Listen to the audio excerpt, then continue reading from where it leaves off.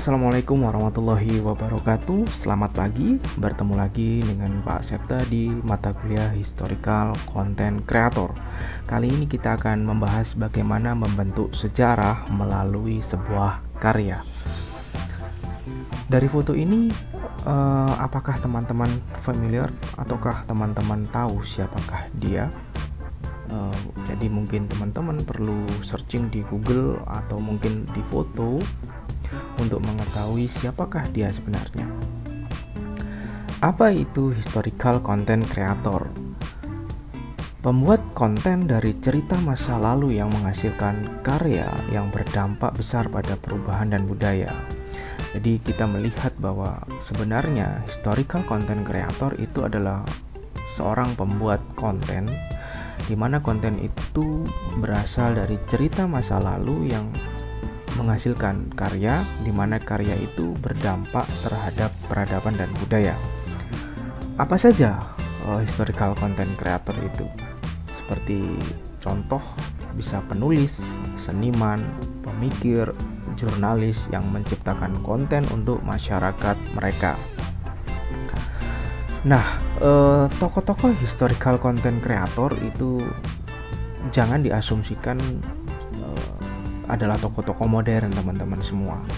Jadi tokoh-tokoh historical content creator itu bisa yang berasal dari masa lalu seperti Homer. Dia adalah penulis epik The Iliad dan The Odyssey, sebuah novel yang sangat terkenal.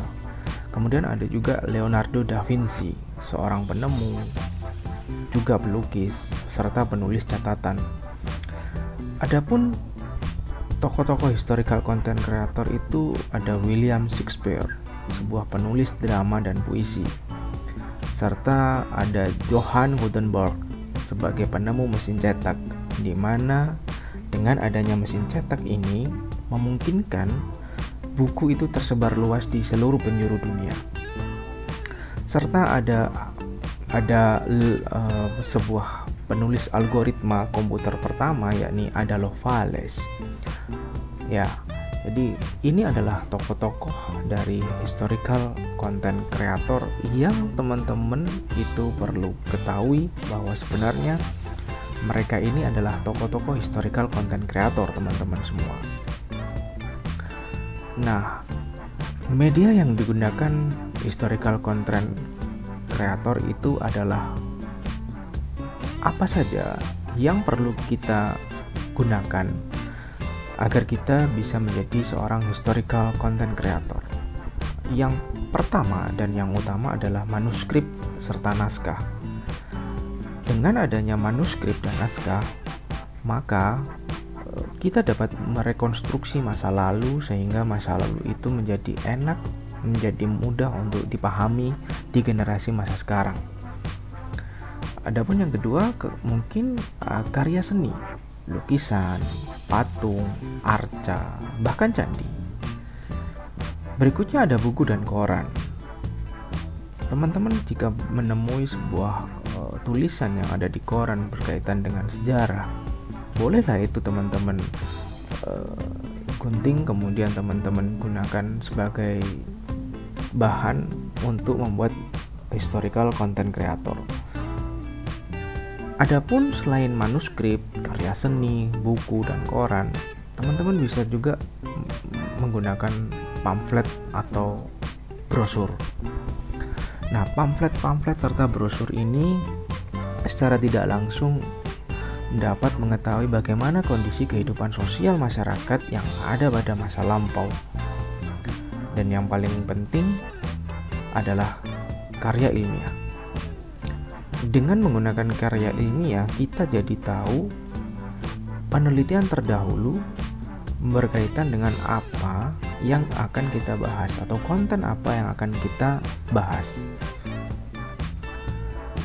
Dampak historical content creator terhadap masyarakat.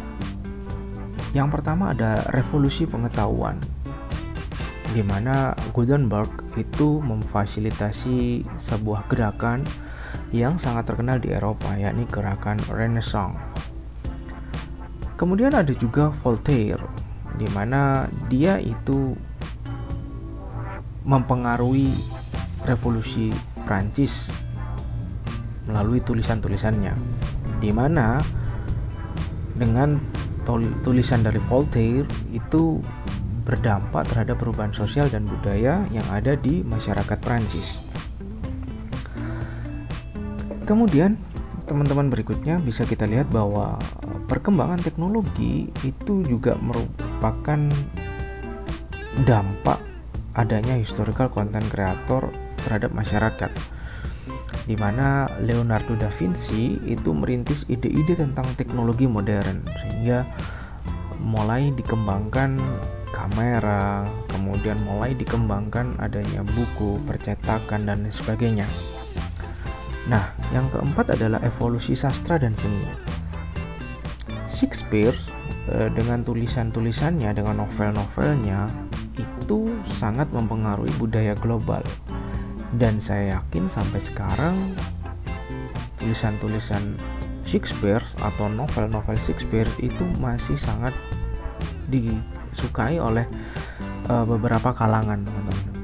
Nah, teman-teman yang pengen tahu silahkan tuh searching di Google tentang novel William Shakespeare.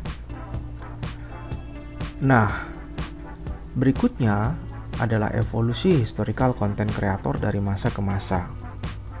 Yang pertama adalah masa kuno, di mana pada masa kuno ini komunikasi melalui cerita lisan atau menggunakan prasasti batu. Cerita-cerita lisan ini sampai saat ini masih sering kita temui di budaya atau di kehidupan masyarakat Indonesia. Cerita-cerita lisan ini berkembang secara turun-temurun, teman-teman, dari mulut ke mulut, sehingga generasi berikutnya itu memiliki pengetahuan, memiliki gambaran tentang apa yang terjadi di masa lalu tersebut. Atau mungkin melalui prasasti. Dengan mempelajari prasasti, kita jadi tahu pesan apa yang ingin disampaikan oleh generasi terdahulu kita. Evolusi berikutnya adalah abad pertengahan, teman-teman. Memasuki abad pertengahan, teknologi sudah mulai maju. Ada manuskrip, ada lukisan religius, serta arsitektur megah. Ini bisa juga kita lihat melalui bangunan-bangunan yang ada, kemudian lukisan-lukisan yang ada di gereja yang sangat mempengaruhi perkembangan teologi pada masa itu. Kemudian masuklah zaman Renaissance, zaman pencerahan, di mana karya seni, ilmu pengetahuan itu memperoleh tempat yang sangat penting. Ditambah lagi dengan penemuan mesin cetak. Hal inilah yang menjadi dasar pondasi utama perkembangan ilmu pengetahuan itu bisa menyebar ke seluruh penjuru dunia. Dan di era modern awal, koran, buku itu mulai dicetak. Kemudian ide-ide itu sudah mulai disebarkan melalui pamflet-pamflet. Mengapa historical content creator itu penting, teman-teman? Pertama, historical content creator itu merupakan sesuatu hal yang sangat penting karena adalah salah satu bentuk dari bagaimana kita mendokumentasikan sejarah.